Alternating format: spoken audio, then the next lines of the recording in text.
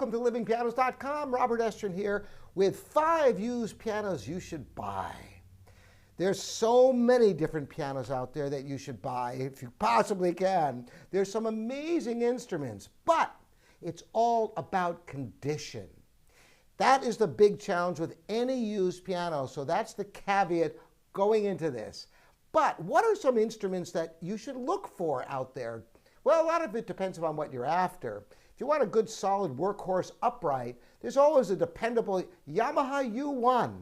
Now the good thing about the U1 is that they're so popular that there are tons of U1s used out there.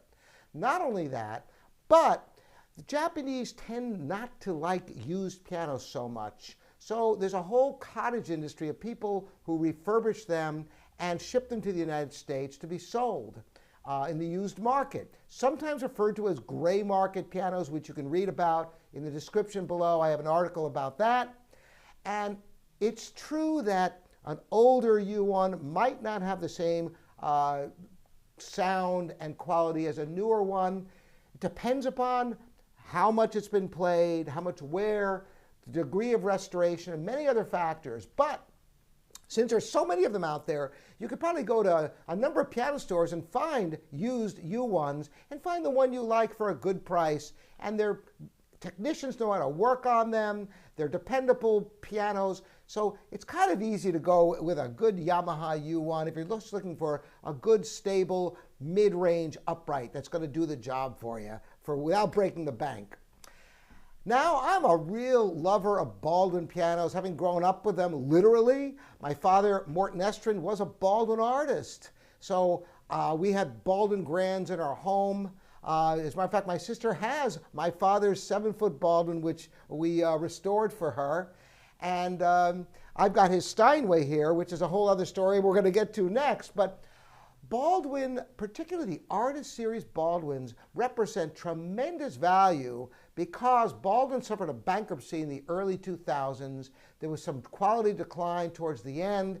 And worse than that, now there are Chinese pianos bearing the Baldwin name in stores that have very little to do with the original Baldwins. So it's cheapened the name. Well, why is that a good thing? Because you can get a piano that's on a top tier level for a mid-range price. Once again, it's all about condition and which particular years, but there are some deals on Artist Series Baldwins that are worth your attention. So I mentioned Steinway. Rebuilt Steinways could be tremendous investments if they're rebuilt right. There's a lot of people who just do what I call cosmetic rebuilds because there's so many people looking for Steinways, and the new price, this is the smallest baby grand Steinway makes, and it's over $80,000. So obviously, to get a used one in good condition for less than that can be a tremendous investment to own a Steinway. So that's a great used piano to look for and very popular. There are a lot of good used Steinways out there. There are a lot of questionable used Steinways out there. Once again, if you have questions, you can always hire a piano technician to check them out for you.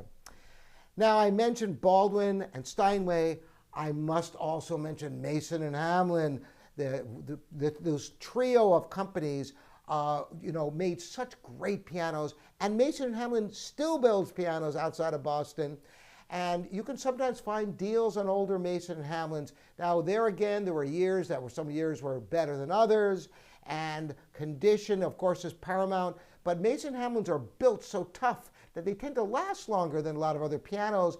They've got the tension resonator bracing underneath, which supports the soundboard, the rim of the piano. So a lot of older Mason Hamlins still have a lot of potential as long as the worn parts are replaced and things of that nature.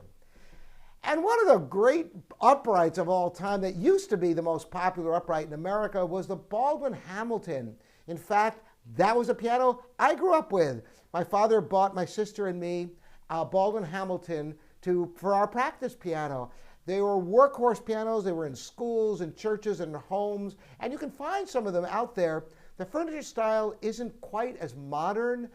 Usually it's in a lighter wood or an oak or something like that. They're kind of a little bit industrial, but man, they were great sounding pianos. And if you find one that isn't worn out, and if the furniture doesn't bother you, it can be a tremendous piano to get. So that's kind of a recap of 5 different random pianos. But honestly, any American-made piano that has not been thrashed, one that's not worn out, that's been well cared for, whether it's a Kanabe, a Chickering, or a host of other brands, the methodology of these pianos is very similar to what Steinway and Mason Hamlin make today, but because some of these brands are lesser known, you can get them for so much less money, and if they're not in bad shape, it can be worth putting some money into them to get them on a high level because they can last a very long time. Now, what about other Asian pianos? Well, Asian pianos tend to not age as gracefully. More than that, when they wear out, if you wanted to rebuild the action on a low-end Chinese piano, for example, well, maybe that piano only cost $10,000 originally new. Are you going to put $5,000 to rebuild the action? It's kind of questionable.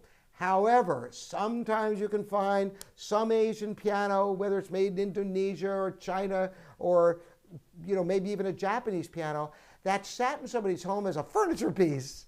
And everything's in good shape. It probably needs tuning, regulation, lubrication, a host of refinements, but maybe it'll cost you less than $1,000 to do the work on it. And if the piano's never been played, you could have a perfectly good instrument for a fraction of what it costs new. So you can't leave out Asian pianos completely. As long as they don't need much work, it can be worthwhile for you for the right price. If any of you have questions about specific pianos out there that you're looking at, you're welcome to email me, robert@livingpianos.com. And thanks everybody for joining me. Ring the bell, thumbs up, you know the drill. Thanks again. See you next time.